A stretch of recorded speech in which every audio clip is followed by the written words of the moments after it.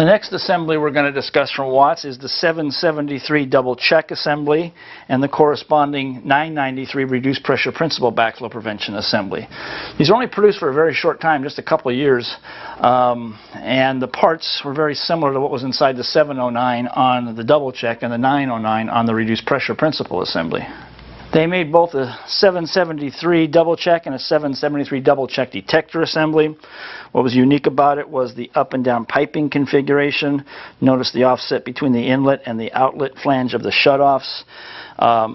Check mechanisms were very similar to what's used in the 709, which I'll show in just a second, and same with the 993 and 993 RPDA reduced pressure detector assembly version. There were some legal issues with this manufacturer with this up and down piping configuration, and they chose not to continue production of it after it was introduced.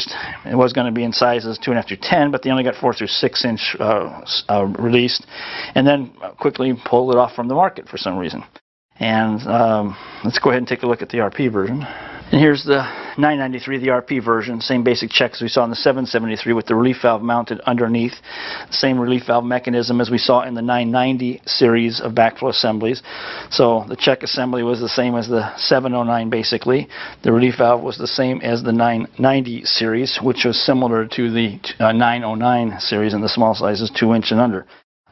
Anyway, so the relief valve was mounted by a nipple underneath. If you're going to rebuild this particular assembly, for the check mechanisms, refer to the 709, 909, and for the relief valve, refer to the 990 series for the relief valve. That's the 773 and 993 double check reduced pressure, 773 double check detector assembly, 993 reduced pressure detector assemblies. Very limited production, only made for a couple of years, not a whole lot of them out there, but repair techniques refer to, as I said, to the 709 for the checks and the 990 for the relief valve. The next assembly we're going to discuss from Watts is the 774 double check assembly and the 994 reduced pressure principal assembly. There was a 774X we'll talk about in a second. There was a double check detector assembly version and an RP detector assembly version they also produced. These assemblies began life in the Ames world in around 1990. In the Ames world, it was a model 2000 SS for the double check, 3000 SS for the DCDA, 4000 SS for the RP, and 5000 SS for the reduced pressure detector assembly. Watts was purchased Ames around 1998, or 97 I mean, and in 97 when they bought the Ames company, they had these models that Ames was producing all this time and wanted to change so that they were making them also in their name, and so they put their Watts designation as a 774.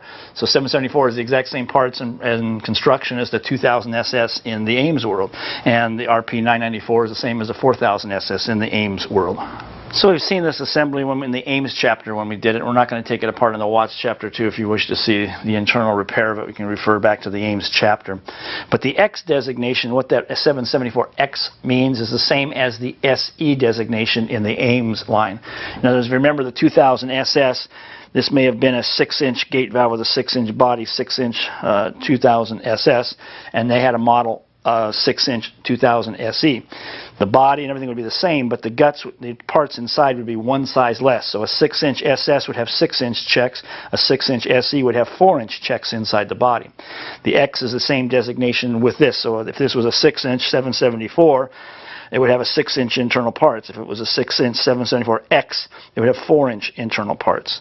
The check components are modular. They are not field repairable, meaning that they have to be replaced in an entire check mechanism for the repair. The 8 through 12-inch checks, here's the checks here. Those do have a rubber disc that can be replaced in the field. We showed the demonstration of that in the Ames chapter. The RP versions, 994s, relief valve mounts underneath, as we saw in the 4000 SS, external relief valve sensing line, single access cover for both 774 and 994 for the checks. Again, sizes 2.5 through 6, the checks were not repairable in the field, had to replace the entire check mechanism. 8 through 10, a rubber disc could be replaced inside the check. Relief valve was mounted underneath with external relief valve sensing line.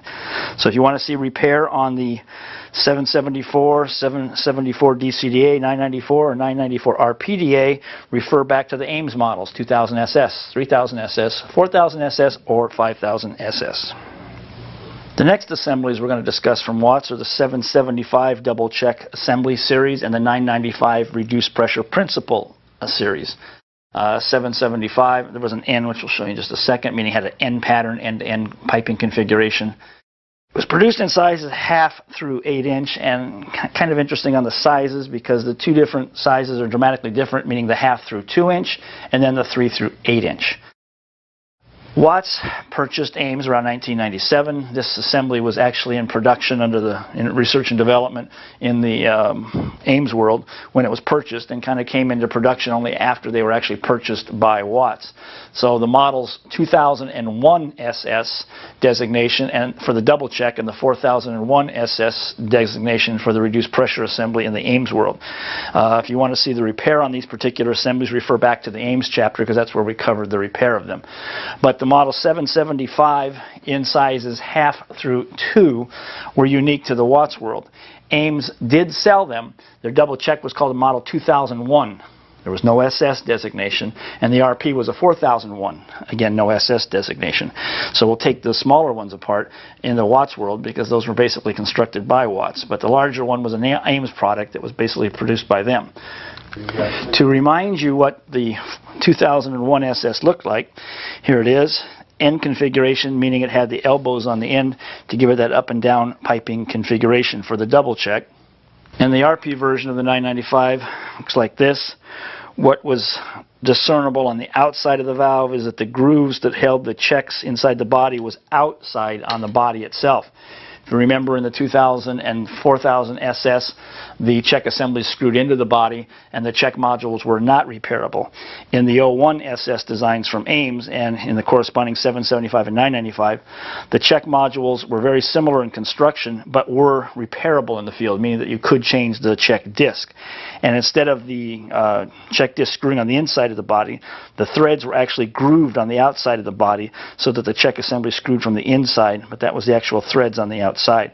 So you had a visual indicator of what the type of checks were in there from the outside. The 00 SS, it was smooth on the body. The 01 SS, you could actually see the grooves in the body which were used as the threads. The relief valve in the 01 series had the relief valve in the center of the groove coupling, which was the single axis for the checks, but the relief valve stem went through the center. If you remember the 00 SS, the relief valve mounted underneath. So we are going to talk about in the Watts world is the smaller sizes, the 775 in the 1/2 through 2 inch, and here's the double check version.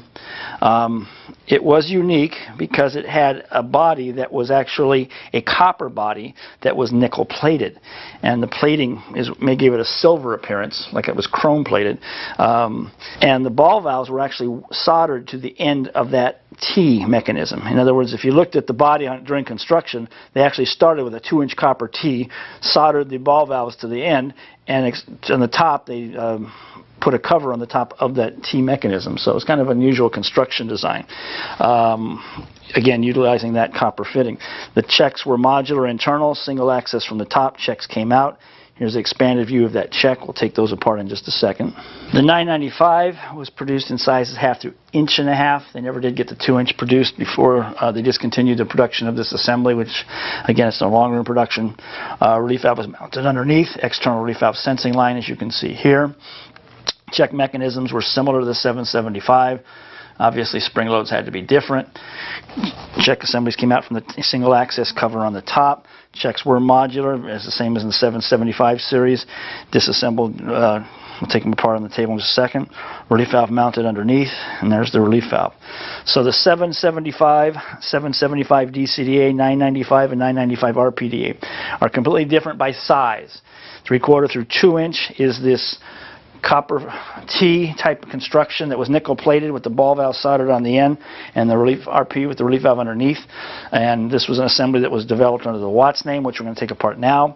The larger sizes, meaning 3 through 8 inch, were the same as the Ames world. The model's 2001 SS for the double check, 4001 SS for the RP.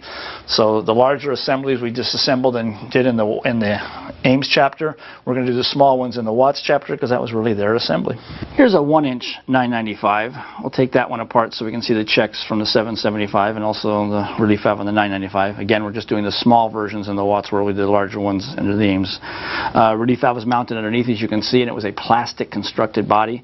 Notice the real fine small neck right here. There were some issues with this lock nut. People unfortunately grabbing that to screw it into the pipe or putting a pipe wrench there and breaking that off.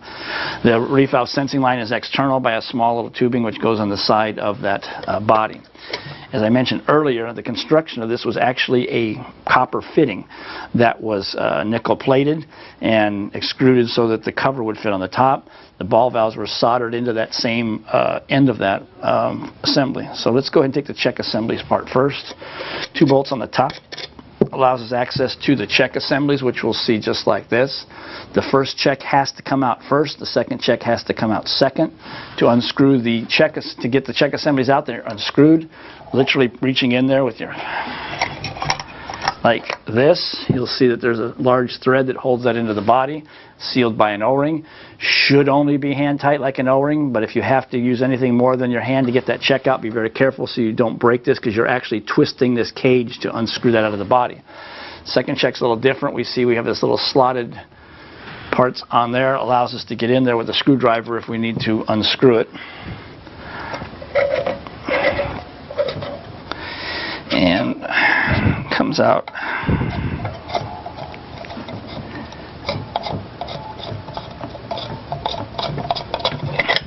just like that.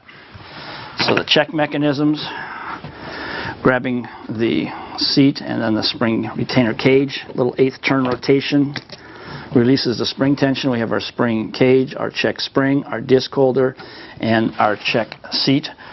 Discs are wedged into the disc holder. When you buy the repair kit, it'll have the whole check disc holder just like this. O-ring seals the check right there. Reassembly is going to be just the reverse. Go ahead and pushing them back together. Now again, and then that little 1/8 turn rotation. Now the problem is with this O-ring sealing there, before we can take it out of the body, obviously we have to have test cock 2 and test cock 4 open so we can get the check out of the body. Makes it easier. You're not sliding it like the other designs where that removal of the open of the test cock is critical, but unthreading it just makes it a little bit easier. Anyway, back to putting it back together.